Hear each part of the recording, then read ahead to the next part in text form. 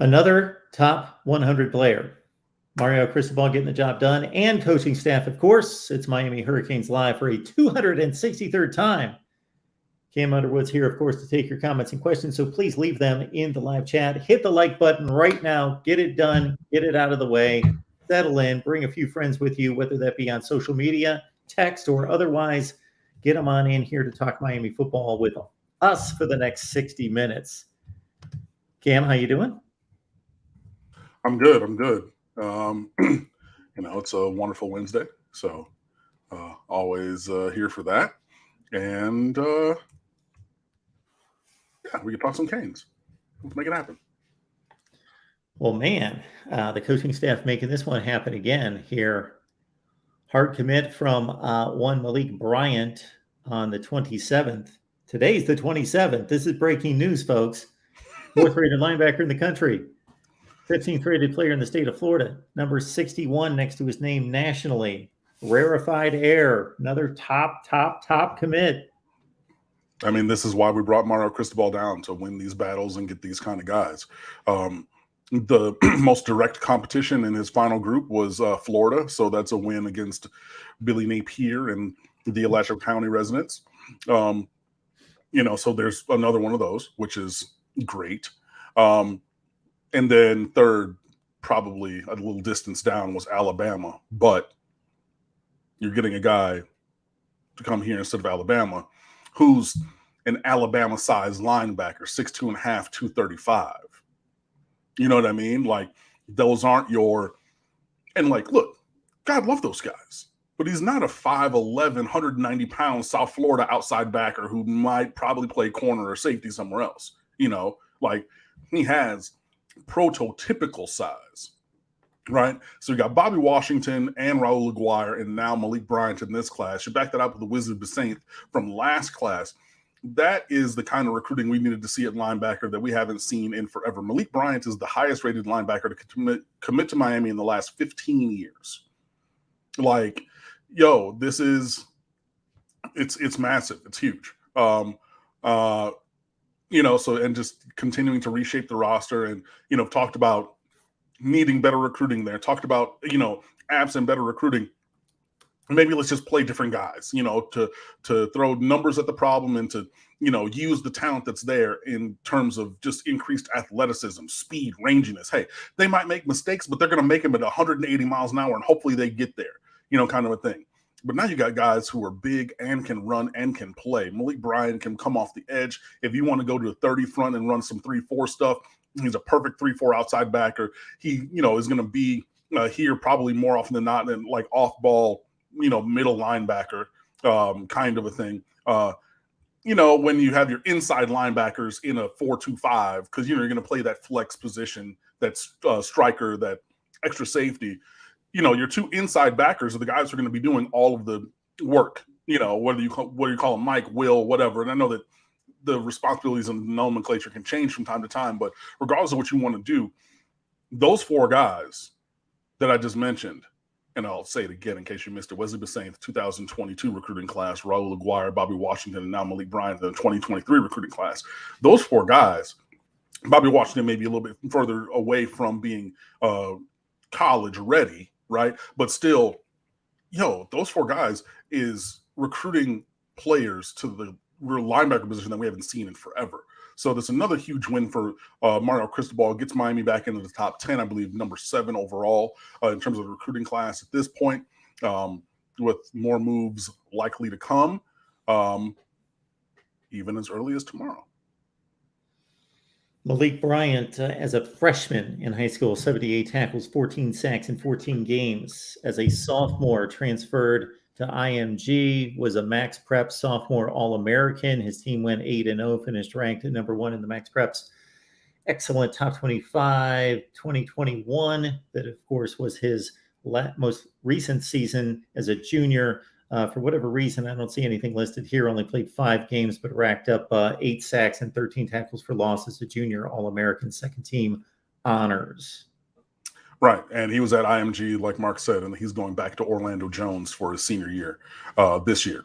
But that experience at IMG cannot go unstated, because obviously, they are the finishing school for football nationally and things like that. So, and regardless, you're getting a guy of that caliber. He could have been at Orlando Jones his entire high school career. He could have been at Timbuktu East Senior High School. Who cares? But yeah, getting a guy like Malik Bryant is a really, really big win for Miami. And yeah, you should be excited. We will turn our attention to the announcement of one Tommy Kinsler. Let's run him down for you. Offensive lineman out of Trinity Catholic in Ocala, Florida. Did I pronounce that correctly? Ocala, yeah. I know that I've heard it many times, but it's been a while since I pronounced it. 67th rated guard center in the country. Yeah, and Tommy Kinsler is a guy that Miami, I think, has higher on their board than other teams do, and maybe than the recruiting rankings have. And when you already have a bunch of blue chips at that position, this is one where you can go and get a guy that you want, that you have done the evaluation on. And Kinsler was being recruited by Miami.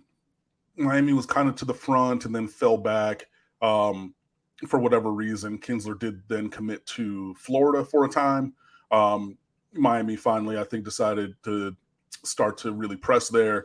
Kinsler is decommitted previously from Florida and will be announcing his commitment tomorrow during his mother's birthday dinner. And all signs are pointing towards Miami. So if that does come to pass, then that would be back-to-back days of getting a recruit over Florida, including one flip and one in Malik Bryant. So the flip would be Kinsler, and then in Malik Bryant was just a guy that they were, not penciling in, but etching in stone in their class up there in Alachua County, and that is not the case. So, yeah, adding Kinsler, again, you're going to need offensive linemen. I think that's going to be a major position of attrition this year from the roster. Or recently, I think it was maybe 3 weeks ago, Isaiah Walker Jr., I believe, left the program, if not before then. But, you're going to see a lot of turnover there, and you're going to need to bring in the guys that you need to play that position and build that unit moving forward. And I think the Kinsler profiles is one of those guys. So look forward to that commitment tomorrow. Casey here is letting us know, Mark, y'all see that love Malik showed y'all in his video? Hey, man, look, I honestly didn't even see it. I saw the commitment graphic. I don't know anything about it. And then in one of my group chats, they're like, yo, Cam was in another commitment video. So I think this is the third one. But yeah, they clipped out part of our discussion about him, or when somebody directly asked me about him and put that in there. So I think it was like Romello Brinson that previously happened. And there was another one as well. So yeah, I want to say this is like 3 to 4 commitment videos where they've scoured the internet. They found this discussion and show and clipped part of it and put it into the build up towards this player picking Miami. So did not see it initially when it happened. But Casey, yeah, I did circle back on that after that hit the group chat and everything. So that was really cool, man. So, sometimes, doing these shows and everything is like doing a podcast, like doing radio. Like you do it and it goes out and you're like, is anybody watching this? Is anybody catching this? Is anybody seeing this? And things like this just really make me feel good, man. Like this is going and being consumed by people. And then even to the point where they're like, hey, we're going to create this thing for this monumentous moment, this life moment. And we're going to bring in Mark and I on this show. Man, that's really cool. So, yeah, that was awesome. Yeah, that is very cool. And of course, Cam's to thank there because he's providing the pipes and the knowledge. I just kind of take it all in. But somebody passed on to me a couple months ago that it looked almost like an official video from the University of Oregon, but it was not. It was some site that put together an Oregon recruiting video, and they had me in there 3 times. Oh, wow. Recruits. And I tweeted at them to give me some kind of a credit or something. And they honestly. Hurricanes Central, appreciate you being here. Thank you so much for the super chat contribution. Why are people on the timeline still talking about Florida State and Florida? We're in a whole other tier above those bums now. I think that it's really Noles and Gators fans who are kind of yapping at our heels and kind of trying to interject themselves into the conversation. And, for the most part, I mean, there are some guys in Kane's Twitter who troll. Kev is real slick with it now. He doesn't really do too much. He just is like, oh yeah, no, we rich. So I'm getting the surf and turf Oscar style tonight. I mean, he'll say something real slick like that. You got Loso, who is a menace, my God. And then other guys like Forelli and other guys, they will like really go in and they'll start things and they'll go in there trolling around and More often than not, though, again, for the longest time, winning, losing, good, bad, otherwise, most of us keep to ourselves. Talk about the Canes, center our team, center our fandom, more than going and trying to yap at other people because we want the Canes to be great. So I think that it's really some of those other teams looking to be talked about. And I mean, nationally, everybody's talking about us. So, by a Florida fan or FSU fan, starting something with a Miami person, it's like, oh, well, yeah, we're, they're on the same kind of discussion level, which is not true at all, especially at current. And to Mac DaVinci's point, and this is a great message, Kinsler, again, who is slated to commit tomorrow, I believe it's going to be Miami, by the way, so be ready for that. 6'6", 310 pounds, has played tackle in in high school, could be a developmental tackle, could even slide inside to guard if you're looking to play your best five. But yeah, with that size, I mean, that's it's not size alone that makes a good offensive lineman, but he has size and I believe skill and potential to back that up as well. It's our Canes show that we present to you each and every Wednesday night, 7 o'clock Eastern Time, featuring Cam Underwood, State of the U. Check out his work and the rest of the staff there at State of the U. What are you guys working on over there? Man, a bunch of stuff. Got a little behind, honestly. Had a couple personal things to take care of. But yeah, no, we got a thing. Got a couple things working for you. Still got some, game previews. Another one just went up. Position preview. Ooh, Lord, I got some stuff to write, matter of fact. But, we've got all the stuff going downhill towards camp. And, just to round out the off season and whatnot. But yeah, we're working on some things in the lab. So, just stay tuned, dialed in. Mac DaVinci coming back here with any other recruits you guys feel confident about. Jaden Bonsu, still at this point, I feel confident about the safety from New Jersey. That's one. Anybody else, I think, is a little bit further away from committing. But that's a good question. I feel good about Damari Brown from American Heritage, Sullivan Brown's son. Sullivan Brown, two-time national champion at Miami, who I worked with for 11 years, at Miramar High School. So I remember when he was coaching, he has two sons. One went somewhere else, the first one, and Damari is the second son. But I remember Selwyn would go around and coach their, U8, U10, U11, whatever team. I'm like, yeah, no, like another championship, Underwood, like we would, just chop it up in the hallway or whatever. It's like, oh yeah, like, oh, you weren't here on Friday. He's like, oh yeah, no, he went out of state to, So, we beat them 66-3 or whatever. So, another, I'm like, damn, but so he's a legacy guy and a kid, obviously a smart kid to go to American Heritage, one of the best private schools around. American Heritage educational systems really, really does incredible work. First of all, athletically, also they do great work there. So he's another guy. Any DTs on the watch for Miami? Oh, there was the one kid, golly, Jordan Hall. There's like 7 recruits named Jordan Hall this cycle. We talked about this last week. The defensive tackle one, right? So he's a guy. And then there's another couple of guys, I think, on the radar as well, but nobody that I feel like is going to pop tomorrow. But if Marvin and crew want to make me wrong by locking in another 4-star, 5-star, tomorrow morning or something, hey, go ahead.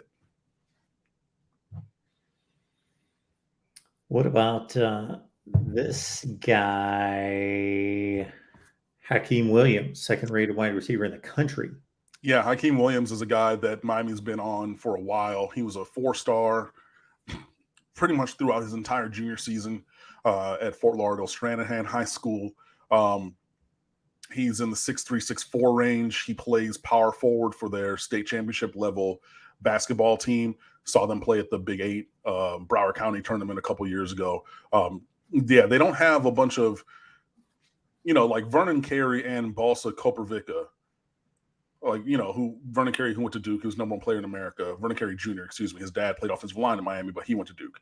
6'10", 6'11". Balsa Koprivica, his first 3 years, they played together at U School, and Koprivica was 7'1" as a freshman in high school, right?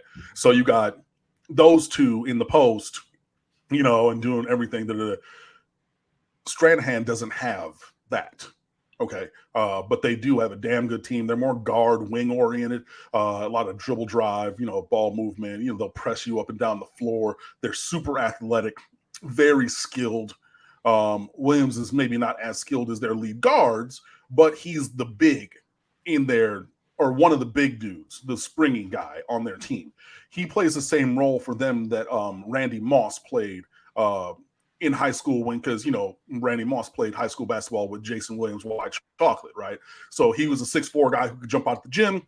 Hakeem Williams is a little bit more physically developed. He's more muscular, but similar in that kind of regard. But yeah, this is a guy who gets it done on the field, gets it done on the court. So, I like the multifaceted nature of his athleticism. So he's not just a football guy. I'm pretty sure that he probably does some track as well, because pretty much everybody down here does. But yeah, he's just he was at the top of the conversation that we were having on this show for a good long time. And then over the course of this 7-on-7 year, he's really become even more coveted. So yeah, Hakeem Williams, it's Hykeem, by the way, on the spelling, but it's Hakeem. Yeah. But he's everybody's All-American now. He's 5-star. Everybody's like, oh, he's Andre Johnson, part 2, things like that. That's a guy that Miami, I think, desperately wants. As well they should. And everybody in America should want a guy of that caliber. So, we're going to see how things go there. I think Miami's probably going to try to make another run at him, hopefully to get him in this class and everything. So, we're going to see what happens with that. William Foles is another guy of a similar size, not the exact same. He was at Dade Christian. He's like 6'3", 195. I think he's at some new prep school, I think in Hollywood, Avant-Garde Prep or something, I believe is where he's at now. But William Foles is a guy who I believe is going to be committing somewhere in the beginning of August. And, Miami is maybe looking in that direction because, you're going to take both. Don't get me wrong.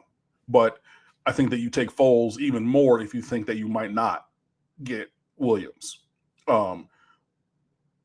But he's also a 4-star guy. So this is, by taking William Foles, you're getting a 4-star recruit who's performed really well. Dade Christian was a smaller school and everything. So it's not saying that he was playing 8A football or whatever it is now, Metro 4 for the largest classification. But he's a guy who could definitely play here. While Miami plays the long game, I think, here with Hakeem Williams, because, yeah, when asked earlier about Hakeem Williams, maybe last year, it might have seemed like he was near to, if Miami would have pushed, he might have been quick to commit. But since he's not on that and has now seen what the recruiting trail might be able to offer him, I think that his timeline is now going to be protracted. So, if you have already somebody like William Foles who says that they're going to commit sometime sooner, who is also a Miami caliber player, 4-star blue chip recruit. So you're not missing anything by taking this guy. Then you take him while you continue to play the long game with Hakeem Williams. We're going to do this a different way. Oh, this is going to mess up. This is going to mess up. I'm going to try to split screen this because Mark stepped away. He may be back, he may not, but I don't have access to the Creator Studio side of things. So I'm going to watch myself on this one after this YouTube ad, and I'm going to try to catch all your questions and comments. Oh, wait, here he is. There he goes. Oh, now I got to go again. Sorry. Okay. No worries. So, like I said, we're going to skip this ad, escape to close the full screen, and I'm going to try to catch your comments and chats as we go. All right, so it's going to look a little bit different for you guys, but I'm over here on the YouTube page in the chat. Let's see if there's anything that I've missed. Okay, so that was the Hakeem Williams. John Walker. Oh, he's from Kissimmee Osceola, the 6'3", 310-pound defensive tackle. Yeah, there we go. There we go. That's a guy who Miami is after at defensive tackle as well. I always forget that name. I don't know why I keep glossing over him when I think of defensive tackles. But he's a guy that Miami's after. I saw the comment, Cormani to the U is inevitable. I don't know about that. Cormani McLean, 5-star cornerback, formerly at Lake Gibson. Now he's at Lakeland Senior High, which has been a very, very tough place for Miami to recruit recently. But hey, let me see. After these messages, we'll be right back. Hakeem is our biggest receiver as soon as he walks in the locker room. I mean, if he comes to Miami, there was the JUCO kid, Colby Young, who's about the same size. But yeah, he'd be among the largest guys. And I was asking for more height and more size in the receivers room for a while. So, it seems like we're having that. Oh, excuse me. Oh, Fowles' commitment is on August 3rd, which is my mother's birthday. So there's that. Mario Cristo Goat had a super chat in the Chad Walker, somebody Miami's been on silently commits tomorrow. He's considered a UCF lean, was closer than most people think, and not guaranteed something to watch. Okay. There is that one. Cam, do you think Miami would do better as a 3-4 base defense? No. I don't think it's a base defense, just because you have to recruit, you have to build your roster slightly differently, especially at the nose. You want to have that big, Mount Cody, 0 tech, 1 tech guy. But absent that, I mean, I think you can do it in places. I think you can run 30 fronts. You can be a multiple defense that has, 40 fronts and 30 fronts, and you play some of those games and, okay, who's coming and who's not. And, okay, is this guy a stand-up edge rusher? Is he is he standing up to be a backer? Like Malik Bryant's first highlight, Kane's 365, Kane's Info 365, Steve-O, with another great breakdown video. But the first clip on that one was Malik Bryant as a stand-up edge rusher who then floated back and cover 2 underneath coverage, to make an interception and go back to the crib.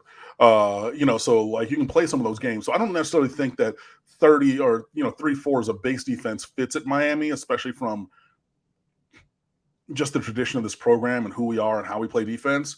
But I think it's something that you can do in spots. I think it can be a valuable weapon in the arsenal, a tool in the toolbox, as it were. Cam, when you get a you got me, Cam? Mm-hmm. Yes, okay. When you're waiting for a call, like I was just now, and then you don't catch it quite in time, but you have to get that call. You have to get that call, but you just miss it. So by the time I grab my phone, I missed the call. So then I call back the 3 different numbers that I could be getting back to that entity, left all the messages. Nobody calls me. So I left all the messages, and then I sit back down here. And then what do you think happened as soon as I popped open the window? Boom, they call back. Got to get on that call. Okay. Should be all set for the rest of the show. Or close. Good. Hey, I mean, we all have those calls, so we get it. All right. All sorts of various recruiting questions coming in.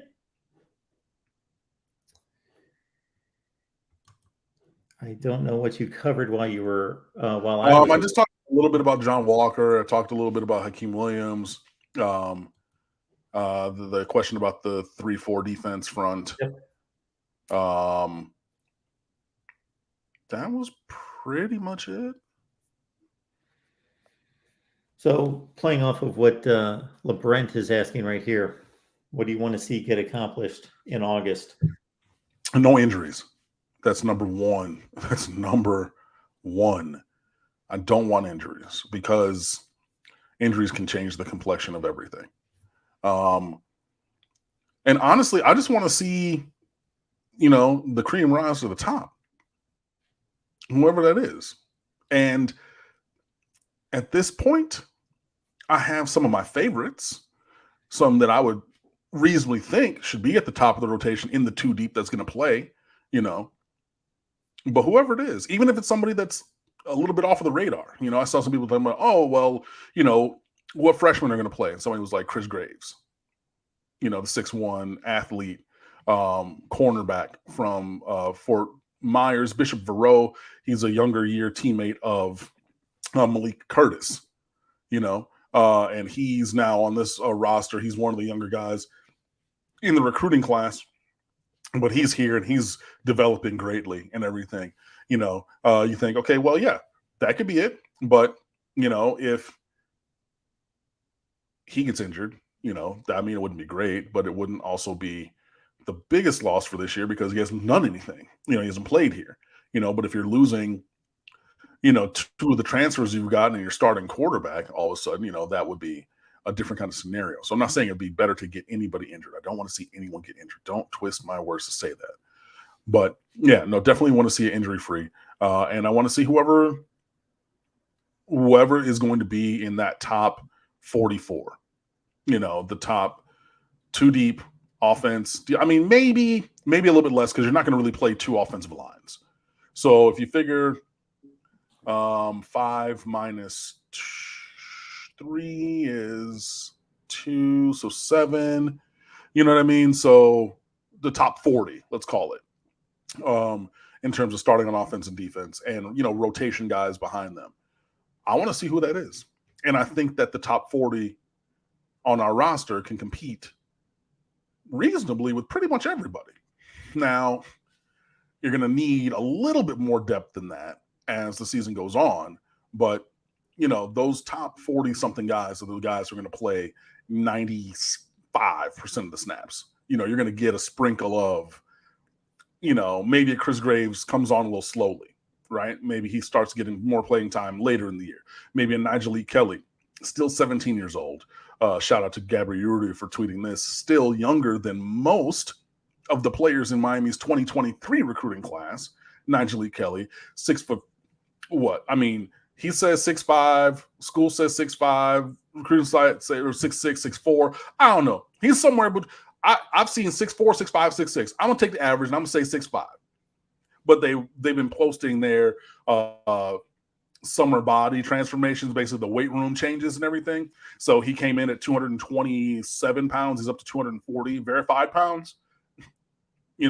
Hey, with an extra, 7 or 8 of those pounds being lean muscle, maybe that's a guy who gets some snaps later on down the line, who ends up seeding some of those snaps from the top group. But no, I really want to see who this top 40, really. So you're talking about your starters and then the key backups. Maybe it's a little bit, I would say about 40. I want to see who the top 40 are. I mean, special teams excluded because you're going to have some crossover to special teams, but then you also have specialists. You know what I mean? But yeah, I want to see who those guys are. And I want to see who's ready for prime time and who's not, because I think there's going to be some guys who leave this program during fall camp, because I don't think that everybody's cut out for it. And I'm interested to see if that happens and who that happens with. 2 of the top defensive linemen / edge rushers in the country in the state of Alabama, both in the top 25 nationally, regardless of position, Jaquavius Rousseau and James Smith. Yeah, those are guys who have been down for unofficial visits. Talked about them quickly. Rousseau has a teammate who committed to Alabama or somewhere or something. It was like a defensive end, defensive tackle kind of buddy pair. Happens all the time. But yeah, no, both of those guys are on Miami's radar. And, I think it's reasonable to assume that the best players in America are all on Miami's radar. We'll see, which way they try to go to build the roster. There's other concerns about, projection. And you do also have to have a measure of people management skills, in there as well. So you're talking about, fitting in the locker room and things like that, which is not necessarily the primary concern, but you don't want a team, a locker room full of jerks. And I mean that in the derogatory way, not the hashtag let's be jerks, tongue-in-cheek fun way. Sorry, that just made me think of a previous recruit issue and everything. But I know there's that. But yeah, those guys are on Miami's radar, and other guys are on too. I don't know the level of competition here, but with Jaquavius Rousseau, 130 tackles this past season, 27.5 tackles for loss, and 16 sacks. Even with a low caliber of competition, those are still monster numbers. And for those who are wondering, how many tackles for loss was that? 27.5? Yes. Ruben Bain had 29.5 sacks at Miami Central last year. Not even tackles for loss. So you're talking about Jaquavius Rousseau, who's an All-American, and Ruben Bain had more sacks than that gentleman had tackles for loss total. So, yeah. Playing in Montgomery, Alabama, pretty solid metropolitan area. I'm guessing it's pretty high caliber competition, would be my guess. Ocala Kane, Cam, who are your top 3 running backs behind this new and improved offensive line? I mean, the answer is yes, because I think that I think that you're going to have 4, just all 4 of them are going to play. Obviously Don Chaney, I think is the best back on the roster at this point, but he's been a little bit injury prone with the shoulder, but he's immensely talented. Henry Parrish comes over from Ole Miss, where he had a couple of years of 500 yards rushing or more. From Miami Columbus High School, is his alma mater. So that's another guy who's going to play. Jalen Knighton's obviously going to play. Thad Franklin is a load. I mean, 6'3", 240. Or 6'1", 240. He's not 6'3". But he's a big dude. I mean, if you got, you're more balanced back in Chaney, who's, over 200 pounds, Parrish is a slasher. But he's not that big. Then you got Knighton, who's a speed merchant. And then you got this dump truck coming in, this Mack truck. We've been going, trying to tackle these other dudes, and they run physically. Like Jalen Knighton and Henry Parrish, they might be a little bit slighter of frame, but they run with some oomph behind them. Cool. Now we're going to put them on the sideline, bringing the guy who's another 40 pounds heavier. Have fun. I think they're all going to play. I think they all have a role. And I think this camp is going to determine who's where on the depth chart, but I think all of them have value, and I think we're going to see that value on the field. Marcus dropped into the Florida State show, asked the same question. Cam, I asked this to the Florida State guys when Florida State and Miami get together. So this is game 9, November 5th, game 9. Both teams will have played 8 games. What do you think their records need to be for College game day to make an appearance? Man, I mean, you're just asking me this, so I haven't looked at what else is on that week, but I would think you'd need a combined loss total less than or equal to 3, maybe even 2. So one team with 2 losses, one team. I mean, yeah, and yeah. Off the top of my head, at that point of the year, I would say a combined loss total less than or equal to 3 is maybe even less than or equal to 2 for game day. I just think that, yeah. And again, maybe it could be less than or equal to 4. So 6-2 and 6-2 hypothetically. If things shake the right way. I don't see 6 wins on Florida State's schedule in its entirety, so I don't think that they're going to be there at that point. Honestly, But yeah, I think it would be a combined loss total of less than or equal to 3, and neither team having 3 losses. If that makes sense. I think that's the way that I'm looking at it. Just off the top of my dome. It certainly does for me. Byron, thank you so much for the super chat contribution, Mr. Dickey, 5-star Oregon commit. All right, we thank you for the super chat contribution, but by the look of Cam's expression and me as well, I don't know where you're going with that one. No, but, Juron Dickey. okay. Isn't that who that is? Juron Dickey. Jurion. There's an I in there. Excuse me. Jurion Dickey is a 5-star wide receiver from Valley Christian in California. Committed to Oregon, 6'3", 210. He's a guy. Didn't he play with Miami Immortals? Isn't there a video of him catching a couple touchdown passes from Jaden Rashada this summer? I think so. And I think that that's where that interest and everything comes from. He's from East Palo Alto Valley Christian, so he's from NorCal, Palo Alto being, the home of Stanford University and things like that. Gabby just tweeted today that Jurion Dickey will spend the next few days in Miami. Okay, so that's where that's coming from. Got it. So a kid who committed to Oregon, and even if he did commit to Oregon, we obviously know who used to coach there. Everybody say it with me, Mario Cristobal. Yeah, exactly. So he's taking the time to visit.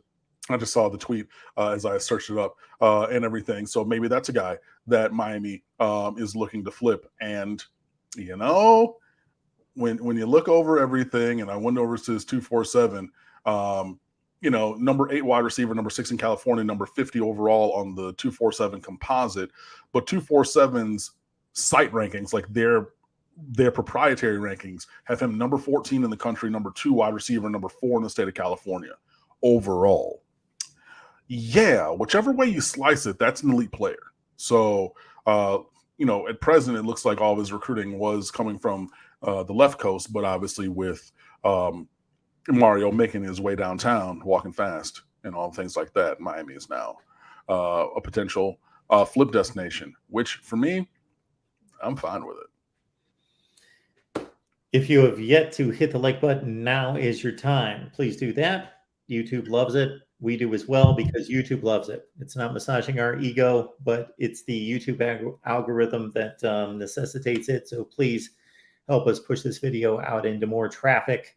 And you can do that by hitting the like button and, of course, getting more traffic in here yourself, the grassroots way.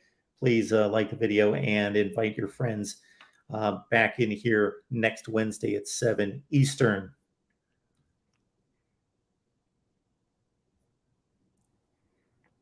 The way Citizens put on muscle, again, as evidence from the summer body change posts that everybody's put up. If he gets a playbook down, I think he could end up getting the most carries by the end of the season. I don't think so, just because we have so much talent in front of him. I do think that Trevante Citizen is an incredible player. I think that he is going to have a very, very good career here in Miami. I think that he could rise up and be the starting running back even next year, because I think that you could have significant, departures from this room. You got guys who are in their third college seasons, and we know the lifespan for a running back is not long. So you're going to try to go get paid if and when you can, and everything. So I could definitely see him even as early as next year being the number 1 back. I just don't think that it's going to be this year. But again, if he has the talent to usurp everybody in front of him, all other running backs, so that's Thad Franklin, Henry Parrish, Don Chaney, and Jalen Knighton. If Trevante Citizen is that guy and he makes his way past all them dudes because he's that dude, hey, all right, let's go with it. But I just don't predict that. But I do think that he has the talent for that. But then again, everybody else is busting their ass to get on the field and everything. So I don't necessarily foresee that happening. But hey, if you're right and I'm wrong, let me know in the end. But yeah, he does have the talent where that could be possible. Miami fans, I'm going to post this to the community page. So you'll get a notification if you are subscribed, and we'll put up a poll. Miami fans, do you prefer the SEC, the Big Ten, or a stabilized ACC?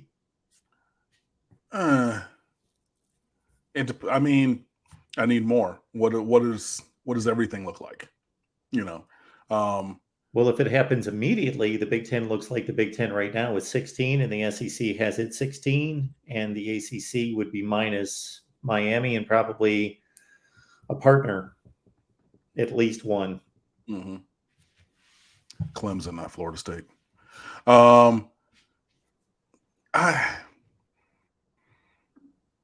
You can make the case for any of the three options. It depends. I mean, if Notre Dame comes over to the ACC and things like that, I think the stabilized ACC, like Peanut said, could be the thing. I know Jay Michael said the same thing right there. You can make the case for the SEC as well. You can make this case for the Big Ten, especially if you're looking at things other than sports.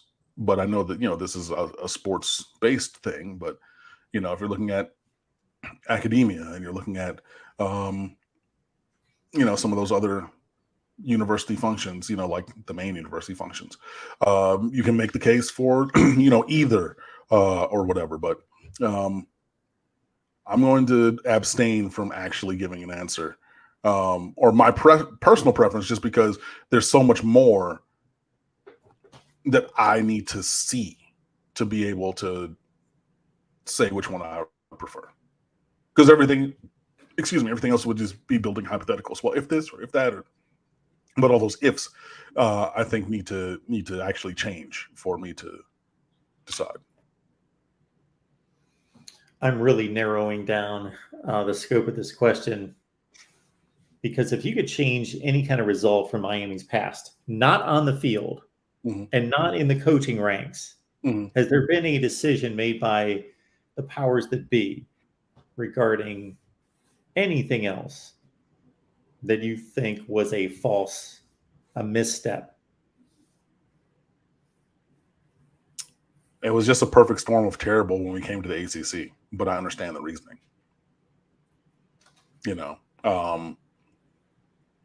And to be perfectly honest, with the way that things were going, I don't even know if staying in the Big East would have seen the rampant success that was seen, because of, some coaching and player acquisition and injury and performance issues. Miami was not operating at the caliber that they had been previously. So even staying in the Big East, I don't necessarily think would have been, the Miami Invitational, which it was. You know what I mean? Just like, in terms of football, come on. But I mean, you can say the ACC, but it makes so much sense then.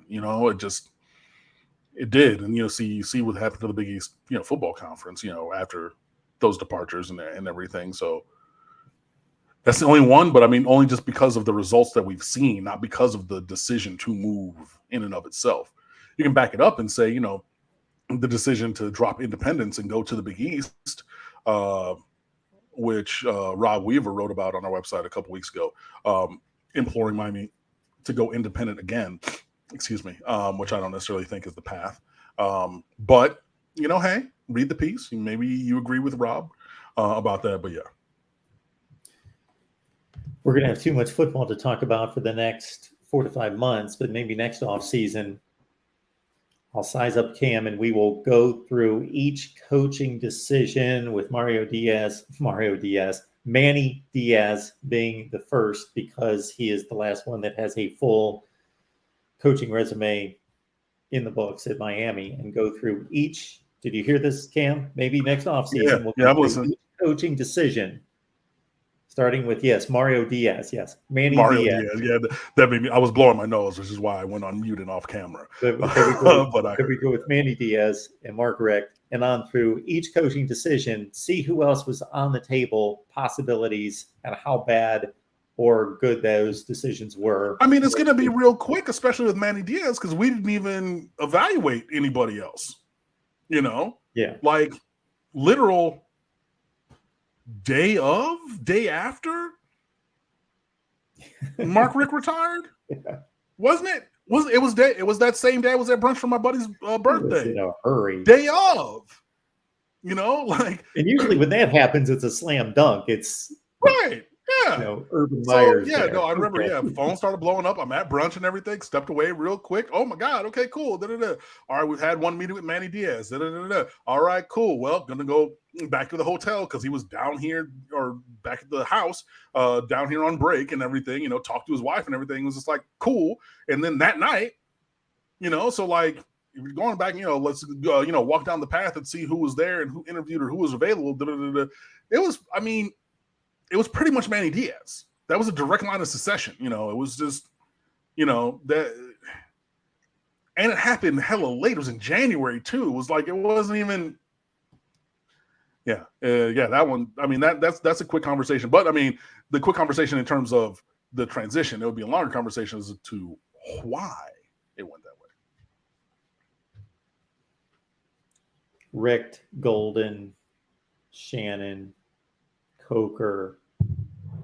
That would be the line of Miami during the downturn, of course. Fact. We assume all the decisions that were made prior to that are difficult to argue with in any such way, starting with Schnellenberger. Schnellenberger through Butch Davis. Can't really argue any of those decisions.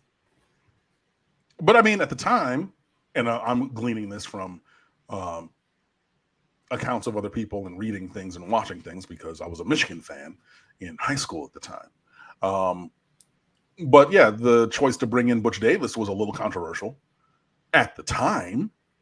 But, when you look at the work that was done, building the greatest college football team roster in the history of the sport for the greatest team ever, the 2001 Miami Hurricanes and everything through his tenure there. I mean, the only thing he didn't get was a ring because he left to go coach in the NFL, which is where he had been coaching. And, if you talk about that, it does make sense why he left to go do that, even on the precipice of all-time greatness. There's a guy who was a coordinator for the Cowboys. I'm trying to get back to the league. And he went back to the league. But, like, at the time, there was a conversation to be had about, you're bringing this guy in. And you see the work that was done. I was like, okay, no, that'll work. That one definitely will work. The big problem with these guys that succeed in college and are chasing the NFL, though, is that unless you're the rare breed that sticks around the NFL, you get spit up. You get chewed up and spit out within 2 or 3 years. Yeah, but I mean, but also his time in college was the aberration, not the rule. Like he'd been in the league coaching for a while. It's different when you have a Spurrier, who's head ball coach and he's been down in Letcher County and fun and gun and winning championships and won a Heisman when he was there and everything and and then okay, well now I want to go up to the next level. I want to be Rick Pitino coaching the Knicks, leaving from Providence. Like, maybe not. Hurricane Central, Cam and Mark, how bad do we beat Florida State this year, and what are our chances with A&M and Clemson? We beat them comfortably, I think. Be ready for all the stops to be pulled out. And we've seen this from both sides in this rivalry. We've seen it from Miami when Florida State was literal national championship winning and being able to stick around for a half or 3 quarters or into the 4th quarter with the lead. Then goddamn Dalvin Cook. Man, we win at least 2 of them games if he wasn't there in those 3 years, we win at least 2 of them games, but he was. But I think that, definitely be ready for them to pull out all the stops. Because the game matters more than any game other than Florida on their schedule this year. So be ready for all of that. But I do think that Miami wins comfortably. Miami has a chance in every single game. Alluding to your question, what are the chances against Clemson and Texas A&M? The chances are there. It comes to the execution, it comes to the performance, and things like that. But this is not a roster, a coaching staff, a team, a program this year where I look at the schedule and just say, all right, well, that's an L. And, then, even last year with Miami and Alabama, that was I hope we put up a good fight, but no, that's going to be a loss. And then, right? Oregon fan Eric says Clemson's going to smoke us. All right. Okay. We'll see. What is the UF version of Mario at Miami and Dion if he goes to FSU? Solid coaches, great recruiters. I'm not sure that there is one. And maybe that's just me being focused on Miami a little bit much. But I mean, like Prime's doing it at Jackson State. His son goes there. Travis Hunter goes there. Now, and I mean, I think that he's going to do and has done some really great things for HBCU football. So good on him. I mean, but if he were to come up to the, FSU and hire the kind of coaches because Prime would get the Mario treatment, which is pretty much a blank checkbook. Go get who you want. We're going to make this work. Yeah, Prime, that would be up there. In terms of Florida, though, I was about to make a joke, but I'm not going to do that to that guy. No, I don't know. I honestly don't have a ready blown name. Blow. It says blows at the beginning of Hurricane Logan's question. A ready-made name at the top of my head. Who would be analogous? I'll think about that and maybe come back to it. So we're looking for a Florida alum who's in the coaching ranks, who would be a great recruiter and at least a solid coach. I don't think that guy exists. Who is that? So I'm saying either. I mean, I think honestly, the one, and you've seen him there, and I just mentioned him, was Steve Spurrier. Yeah, but Spurrier at this point. I mean, yeah, and I'm not saying like it's going to translate so right now. Cristobal and Dion at this point. Right. No, not at this point, but when he went there and took over after he was at Duke, okay. You know what I mean? Yep. Like at that time, I think you saw that then. I don't know that there's another guy because Tebow don't coach. Yeah. When Spurrier made the transition from Duke to Florida, absolutely. Yeah. He won I think that you saw that. Duke. Yeah, sorry, I keep talking over you as this comes to my brain, but yeah, I think that you saw the answer to that back in the 90s with Steve Spurrier. I don't know that there's anybody who fits that mold currently. CW Hurricane Logan, great to see you, man. Thanks for being here. Blows my mind how people are comparing these linebackers to Shaq, Pinckney, and McLeod. These guys are just different level elite and fast. No more getting smoked by FCS schools in speed. No offense to them. Yeah, and this is just came up when Malik Bryant committed today. People were saying, is this class of linebackers better than that one of Shaq, Mike Pinckney, and Zach McLeod? And actually, most people left off McLeod, first of all. So remember that he was in that same class. Yes, he was here for 7 years, but whatever. But yeah, with all due respect to those guys, no, this class is better. Like, I mean, the lowest rated linebacker in this class, Bobby Washington, is analogous to the highest rated in that class. He's a little bit under because McLeod was a 4-star. He was actually the highest rated player of those three at the time. But yeah, no, and then the other two are 4-stars. That's yeah. Lauren Miami Kane, thank you for the super chat. Cam, who starts at right tackle? Campbell, Scape, or Justice? Ew.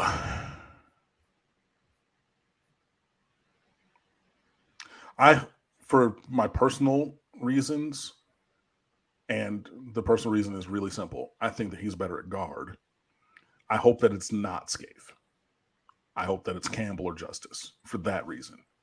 And I think that Scaife can be, even if he doesn't start at guard, because you got Jalen Rivers. I keep doing Chauncey Rivers. I don't know why I say that. Jalen Rivers, Isaac Sagapolu, the dude who squats like 700 or 800 pounds and transferred from Oregon, and then Scaife. 2 of those 3 are going to start at guard. And if you have Scaife not starting, then he's your super sub number 6. Anybody goes down, you leave the other 4 and you plug him in that spot. But I think they can play. But my personal preference would be John Campbell or Justice Oluwaseun at right tackle. But like I was saying earlier, and that's the insight into my mind of what is one of my preferred outcomes. If it's Scaife, let's ride then. Like, I'm not going to be upset. I'm like, oh, I don't think we're at the point where we will be playing inferior players, which we have done in the past, clearly, and I've said that loudly on this show. I don't think that Scaife is inferior. I would just prefer another option, and there's a difference there. But yeah, I'm good with any of them. But again, my preference would be one of the other 2. Super sticker coming in from Raymond Rodriguez. Thank you so much for that, sir. Thank you for the support. Appreciate that. Topped out around 370 on the line. Get this, if everybody brings a friend next week, we're around 750. Do that. Of course, Miami preference, but we've got college football fans from all sorts of different fan bases here every Wednesday night, 7 Eastern. Get on back here next week. Cam, anything else regarding State of the U or otherwise? No, that's pretty much it. Stateoftheu.com is the website. So we're just working on that. Come on over and fan with us 24/7, 365. Instagram, Twitter, and Facebook at the State of the U. My personal Twitter account is at Onward Sports. Eric says, join the Discord, Miami fans. There's none of us in there. So Mark is cheering that on as well. Yes. If you are into the Discord, do that. So you can grab that. So, I don't have anything else to plug or push at this time. There is a roundtable show. It is with Kang Gang Radio on Monday.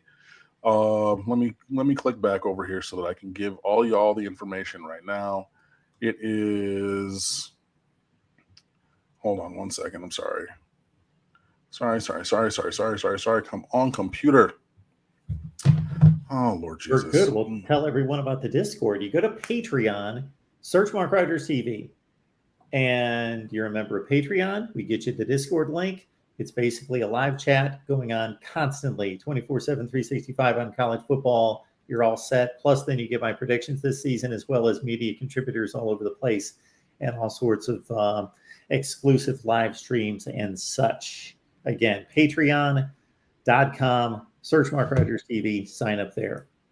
Gotcha.